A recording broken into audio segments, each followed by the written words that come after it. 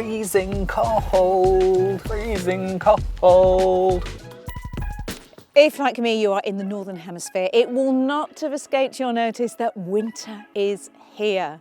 The days are short, the nights are long. I get to spend loads of time hanging around on country lanes and test tracks in sub-zero temperatures, wearing lots of layers. Even Tom has packed away his short shorts for the year.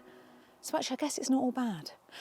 Anyway, I'm not the only one who doesn't like the cold, because your electric car, well, that doesn't like it either. But while we like to focus on the benefits of switching to electric power here at Electrifying, not even we can put a positive spin on the fact that the cold weather can take rather a large chunk out of your driving range. But fear not, lovely electrifiers, because we are here with some amazing winter hacks to help you eke out every bit of energy that you can from your battery. And some of those tips are going to make life easier as well than if you were driving a petrol or a diesel. But before we get on to all that, don't forget to subscribe to the channel and turn your notifications on. Then you'll know when our latest video has landed.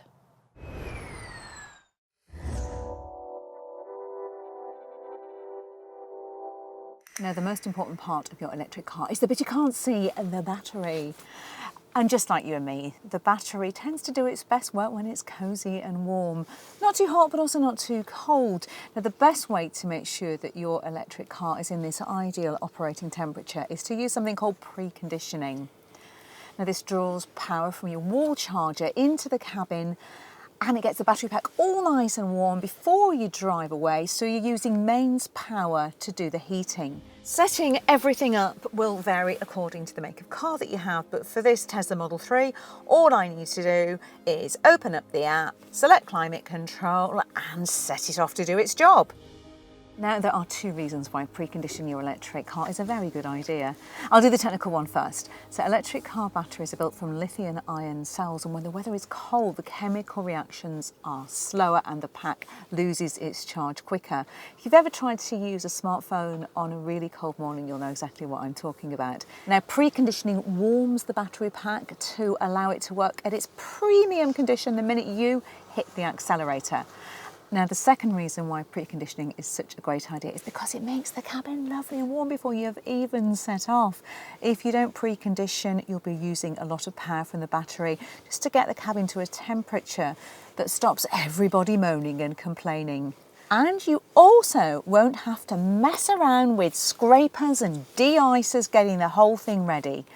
Or in my case, running a bit late, getting a kettle filled with warm water and getting that to do the job for you, which is definitely not recommended, folks.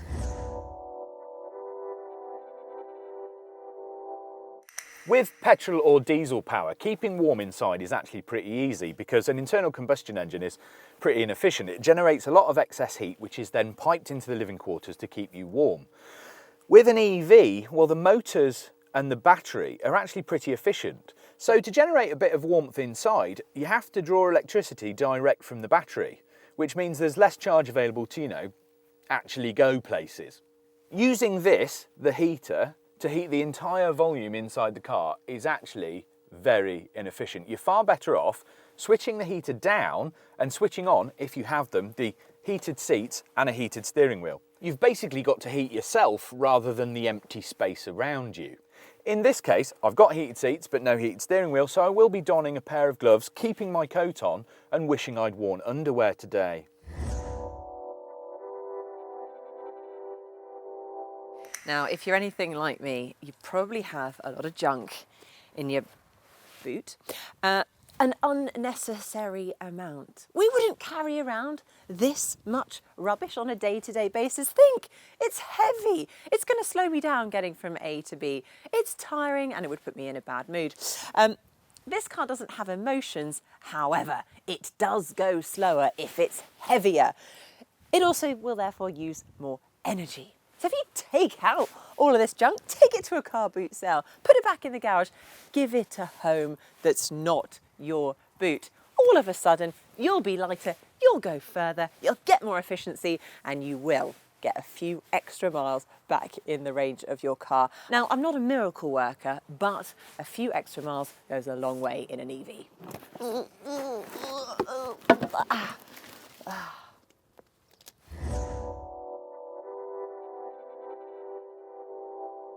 Now, all EVs will have some sort of drive mode selector as standard. Now, these allow you to change the way that your car uses the charge from its battery. In normal mode, you get the maximum performance from the motor and you can have all of the gadgets and gizmos on that you like. A lot of people will just leave it in whatever mode comes on when they start the car. But if you want to maximise your driving range in winter, you have to become something of a driving mode ninja. Does this mean I get a sword? No, Tom. Don't you remember what happened last time? Oh, yeah. Not meaning to be patronising here, but in colder weather, your car has to work a lot harder to keep you moving and heated and warm and all of that kind of stuff. So what your driving modes actually do is limit some of your car's features to get you further. Every car maker will have a different name for the various modes on offer, but generally you'll find that an eco or a range mode will do things like limit some of the functions of the heating and whack the brake regeneration up to full. Now, if your car doesn't do that automatically, it is worth pressing that button because brake regeneration will make a difference. Most will also do things like limit the amount of power actually available from the motor to the wheels, and that stops you kind of frittering away your range by doing too many Grand Prix starts or drag racing stuff. But it has the added advantage in that the way that a lot of electric vehicles make power is that they produce a lot of very instant torque, which can mean that they tend to wheel spin in wet or icy conditions. And when you're in that range mode, it will just chill everything out a little bit. Some cars go even further with what's known in the business as the Apollo 13 setting. Now, this is basically an extreme range mode that will completely knock out the heating and even limit your top speed to something very economical. You still have things like lights and wipers and stuff, so you're completely legal and safe. And it means that you can eke out that very last bit of range so that you can get to your destination, albeit you'll get there with mild frostbite. And you'll be bored because there's no radio. Don't do it unless you're desperate. Now, winter driving in an electric car is all about efficiency. It might sound a bit nerdy, but to get the most out of your car when the thermometer drops, you've got to look at every single part of your journey. If it makes the difference between getting home or having to do what is known as a splash and dash at a freezing rain-lash rapid charger, then your geeky attention to detail will pay extra dividends over winter. Route planning. Might not sound like the most exciting thing, something only a Boy Scout would find fascinating, or maybe Tom. Anyway, it's something a lot of electric car owners swear by. Let's say we're going from one place to another and decide to use a popular route planner map. Now, the trick here is to look at the alternatives it offers. If you look, the alternative routes might sometimes take around the same amount of time, but will be miles shorter.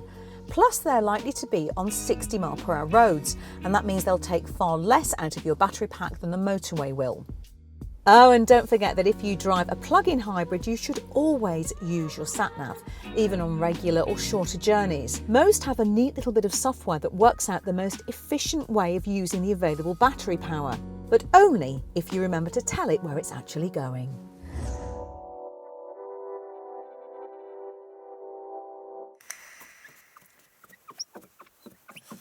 You remember the old days when you used to have to wipe the inside of your windows with a cloth just to get moving? Well, nobody does that anymore because aircon will clear the windows much more efficiently. The problem with aircon is that it will mug energy from your car's battery. So my advice, put wet coats and brollies firmly in the boot and also ask your passengers to stop breathing. Okay, so that might be a bit extreme, but you do get the message.